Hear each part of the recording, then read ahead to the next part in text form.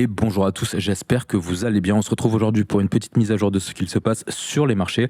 Et je voulais dans un premier temps vous annoncer le fait que j'ai ouvert ma page Instagram ainsi que ma page TikTok sur lequel vous allez retrouver plein d'informations, que ce soit sur les marchés crypto, que ce soit sur les marchés de manière générale. Vous y retrouverez des news, des explications de concepts et plein de choses intéressantes. Je vous conseille vivement d'aller me suivre. Les liens seront dans la description de la vidéo. Et avant de commencer, je voulais faire un point sur ce qu'on vient de lancer officiellement en bêta. C'est une des applications sur lesquelles on travaille. Ça s'appelle Performax et c'est un journal de trading avec une couche d'intelligence artificielle qui va être pensée pour vous aider à suivre vos performances, analyser vos erreurs, comprendre vos habitudes au niveau psychologique et de fait vous aider à progresser dans votre trading. Pendant toute la phase bêta, l'accès est 100% gratuit pour tout le monde.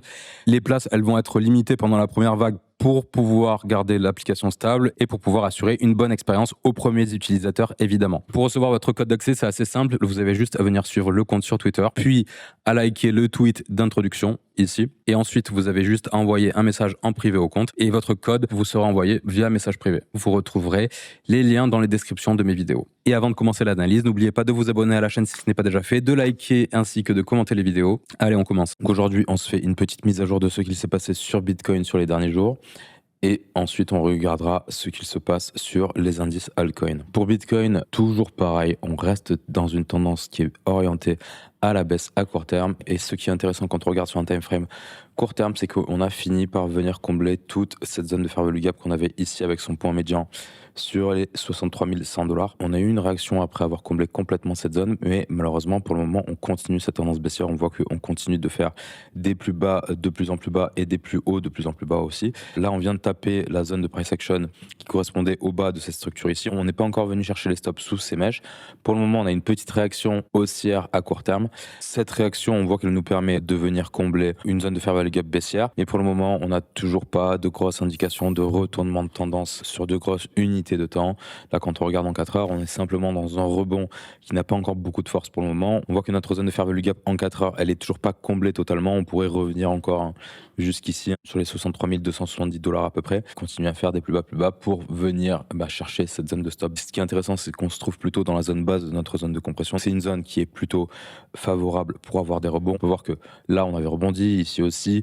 Quand on regarde là où on se situe en termes de price action, c'est à peu près à chaque fois dans ces zones-là où on a eu de gros rebonds qui ont permis d'essayer d'inverser la tendance. La localisation est idéale. Maintenant, au niveau du momentum, c'est pas vraiment trop ça pour le moment. On voit qu'on n'a pas énormément d'intérêt pour le marché. En tout cas, il n'y a pas de grosse impulsion à la hausse. Maintenant, vu qu'on a comblé totalement cette zone, évidemment, les prochains points d'intérêt, c'est sous ces deux mèches dont on a parlé précédemment. Ensuite, on a toute cette zone avec plein de stops qui doivent s'aligner et on doit aussi avoir de belles zones de liquidation.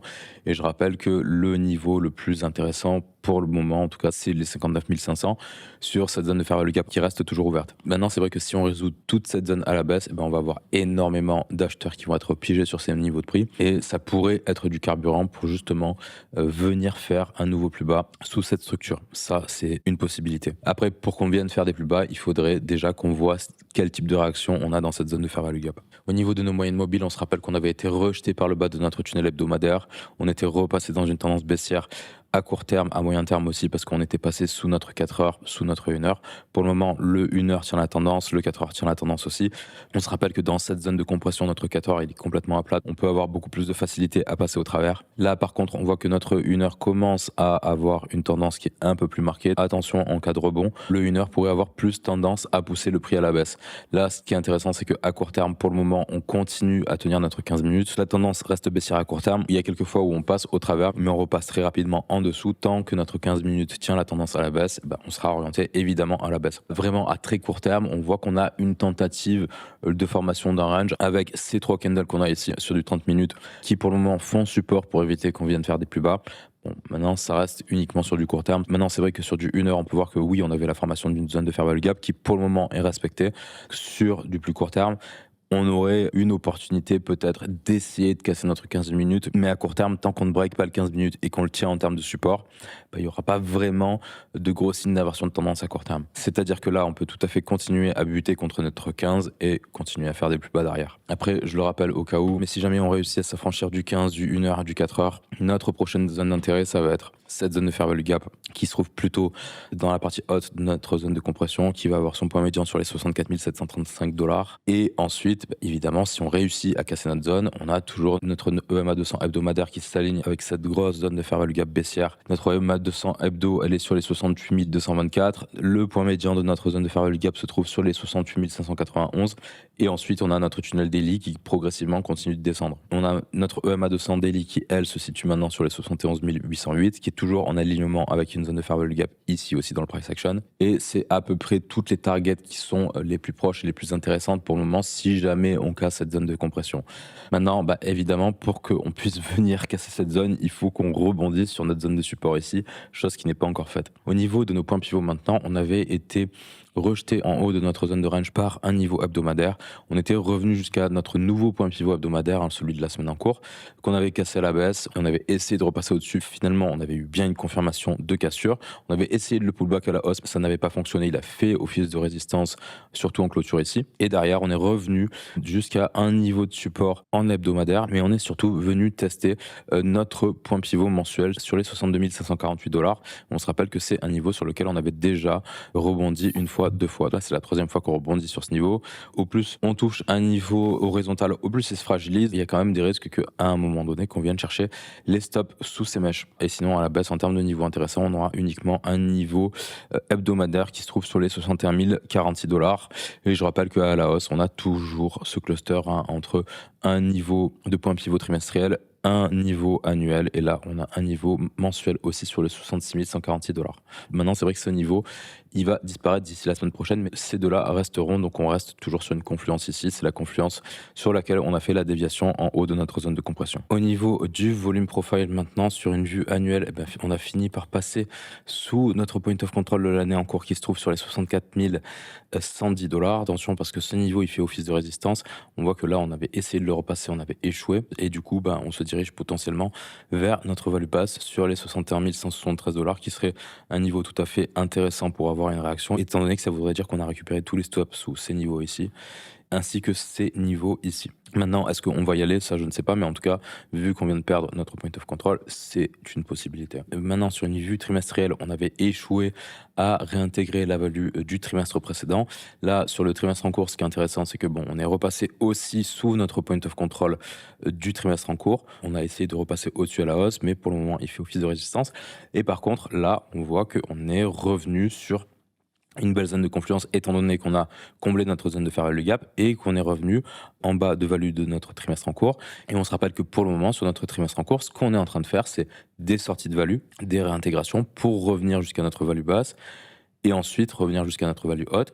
Et là, on est de nouveau revenu jusqu'à notre value basse. Ça veut dire que tant qu'on n'a pas cassé notre range, notre zone actuelle, ça peut être une localisation qui est extrêmement intéressante pour essayer de revenir à minima jusqu'à notre point of control et ensuite revenir jusqu'à notre value haute. Parce qu'on pourrait tout à fait faire quelque chose comme ça, ok, revenir jusqu'au POC, revenir jusqu'à la value, et avoir encore une phase de range qui continue pendant plusieurs semaines. Ça, c'est tout à fait possible, et c'est un scénario qu'il faut absolument avoir en tête. Tant que notre range n'est pas cassé, on ne va pas mettre la charrue avant les bœufs, on ne va pas se dire « Ok, on va forcément venir jusqu'à notre zone de fair value gap ici sur les 59 500 $. » Non, parce que dire ça serait faire de la prédiction. Un marché ne fonctionne pas comme ça. Sur le marché, on ne sait pas en avance qu'on va venir forcément sur ce niveau de prix. Si on a des signes de grosse faiblesse qui nous indiquent que oui, il y a beaucoup plus de chances qu'on casse notre range, ok, si on casse notre niveau, qu'on le pullback et qu'on réussit pas à réintégrer, là on peut se dire ok, il y a de fortes chances qu'on vienne déjà sur notre première zone de target, et si on n'a pas de réaction sur notre première zone de target, on aura beaucoup plus de chances de venir sur ce niveau de prix. Mais il faut forcément fonctionner par étapes et pas se dire ok, on va forcément venir sur les 59 500 $, voire venir faire des plus bas derrière. Ça, on le sait pas en avance, et ceux qui vous disent qu'ils le savent à l'avance, de une, ils vous mentent, mais surtout de deux, ils se mentent à eux-mêmes. Voilà, sur le trimestre en cours, ce qui est vraiment intéressant, c'est que pour le moment, on est sur une zone de support en termes de volume profile et en termes de price action aussi. Maintenant, sur une vue mensuelle, sur le mois en cours, c'est moins encourageant ce qu'on est en train de voir parce qu'on vient de casser notre value basse. On a cassé aussi notre point of control. Notre point of control qui était justement en bas de profile. Toutes les personnes qui s'étaient positionnées dans le bas de notre volume profile sont pour le moment en perte. En tout cas, les acheteurs, pas les vendeurs évidemment. Mais en tout cas, notre volume profile sur le mois en cours, il est plutôt bien équilibré. On peut voir que là, on a un gros pic de volume, on a un gros pic de volume ici et on a un gros pic de volume sur notre point of control. C'est vraiment toutes ces personnes-là qui se sont positionnées sur ces niveaux de prix à l'achat qui sont pour le moment en perte. Maintenant, on reste toujours dans la value du mois précédent et surtout, ce qui est important de signaler, c'est qu'on est uniquement en milieu de mois. Là, le prochain point en termes de volume profile qui pourrait faire office de support, c'est toute la zone de ces mèches ici. C'est pas exclu qu'on vienne faire une déviation sous ces niveaux, qu'on réintègre, hop, qu'on vienne chercher notre point of control, qu'on essaye d'avoir une réaction ici. Après, avoir la suite, on pourrait tout à fait rebreak notre POC à la hausse pour venir chercher le haut de notre value ou échouer sur notre POC et continuer cette tendance baissière. Les deux sont possibles aussi, et je suis désolé de le dire, mais oui, c'est toujours comme ça, et les deux scénarios sont toujours possibles. La nuance, c'est que c'est en fonction d'une réaction que vous avez sur un niveau de prix que vous pouvez prendre une décision. On peut faire tous les scénarios possibles, mais dès qu'on arrive sur une lock qui est intéressante, en fonction du momentum et en fonction de ce qu'on observe sur cette localisation, là, on peut se dire, ok, on a plus de chances de partir à la baisse que de partir à la hausse. Mais quand on fait de l'anticipation comme ça, les deux possibilités, elles existent à l'avance. Au niveau de l'order flow maintenant, ce qui est intéressant d'observer, c'est que sur toute cette période baissière ici, on a des vendeurs qui ont été agressifs sur le spot ainsi que sur le futur, même s'ils l'ont été un peu plus tardivement sur le futur, même s'ils l'ont été un peu plus tardivement sur le futur ici, surtout au moment où on a chuté, donc c'est surtout parce qu'on a eu pas mal de liquidations, à mon avis. Même si c'est vrai qu'au niveau de l'open interest, on ne voit pas tant de liquidations que ça, on n'a pas un open interest qui chute tant que ça. Et par contre, ce qui est intéressant d'observer, c'est que sur toute cette chute, on a un open interest qui a commencé à exploser à la hausse, surtout sur ce dernier mouvement de prix ici. On n'a pas un CVD qui a été très agressif à l'achat. Justement, là, on voit qu'on a une divergence entre notre CVD perpétuel et notre CVD spot. C'est-à-dire que là, sur support, on a des acheteurs en spot qui commencent à se montrer. Et par contre, on a de l'agressivité vendeuse sur les perpétuels avec un open interest qui a explosé. Ça veut dire quoi? Ça veut dire qu'on a à la fois des longs et des shorts qui se sont ouverts. Et comme on a un CVD qui est en train de chuter, on a probablement des longs qui se sont positionnés en limite sur ces niveaux de prix et des shorts qui se sont ouverts de manière assez agressive sur ces niveaux de prix. Et ça, c'est une indication qui est assez intéressante parce que déjà, on a de la demande qui revient progressivement sur le spot, mais on a des shorts qui se sont montrés plutôt agressifs sur ces niveaux de prix avec un CVD qui augmente, ce qui veut dire que comme on a des positions fraîches, si jamais on repart à la hausse, on risquerait d'avoir un short squeeze. Alors, est-ce que ce serait un énorme short squeeze? En l'état, je ne pense pas. Mais en tout cas, moi, ce que je pense, c'est qu'il y a pas mal de shorts qui se sont ouverts beaucoup trop en retard sur support. Et pourquoi? Je le répète, c'est parce qu'on a à la fois un open interest qui a explosé ici, un CVD qui a été plutôt agressif à la baisse, et on a un spot qui a été plutôt agressif à la hausse. Ce qui veut dire que là, on a eu des acheteurs qui étaient intéressés pour absolument acheter à n'importe quel prix sur ces niveaux de prix, et des opérateurs en vente à découvert qui étaient intéressés pour vendre à n'importe quel niveau de prix ici, avec en contrepartie des ordres d'achat en limite sur les perpétuels. Maintenant, évidemment, ça ne veut pas forcément dire qu'on va avoir un short squeeze, ça veut dire que si on a un prix qui commence à augmenter assez fortement, ça risque de déclencher des liquidations de ces shorts qui se sont positionnés beaucoup trop tard. Et ce que je veux nuancer, c'est que l'observation qu'on fait ici, elle ne veut pas forcément dire que oui, on va avoir un short squeeze, parce que sur ce point-là, il n'y a pas une garantie à 100%. Ce que ça veut dire, c'est que si le marché se met à rebondir, on risque d'avoir un short squeeze, parce qu'on a ces shorts qui se sont positionnés un peu trop en retard. Mais rien ne nous garantit que justement ces shorts vont avoir raison de s'être placés de manière assez mauvaise, on va dire. Ça, c'est le marché qui décide de toute façon à un moment donné. C'est-à-dire que si la suite, c'est de chuter sous ces niveaux de prix, de donner raison aux shorts qui se sont positionnés sur support, ça reste une possibilité. Les indications qu'on voit, elles ne nous garantissent en aucun cas qu'on va forcément avoir un mouvement de prix en fonction de ce que nous dit la chart. Ça, c'est toujours pareil. Il faut vraiment garder en tête que ce que vous voyez là ne garantit en aucun cas la suite. Voilà, ça c'est très très très important. Tout est à chaque fois une question de probabilité. Pour finir, au niveau des altcoins de manière globale, sur les alts contre USD, on se trouve sur une super zone de support, ça c'est indéniable. Mais il n'y a pas grand-chose qui change, c'est-à-dire qu'on est toujours dans une tendance qui est baissière, qui s'affaiblit, parce qu'on voit que là, on a arrêté de faire des plus bas de plus en plus bas. Là, on regarde en 4 heures, mais si on se met en hebdomadaire, on est sur un plus bas. On a toujours cette mèche du 2 février qui tient. Ça, c'est plutôt intéressant, c'est-à-dire que la zone, elle est toujours intacte. On n'est pas repassé sous ces niveaux de prix. Mais en tout cas, sur l'index contre le dollar, il n'y a absolument aucune force pour le moment. Il n'y a aucune structure. Si on se met en line, on voit que c'est une tendance baissière.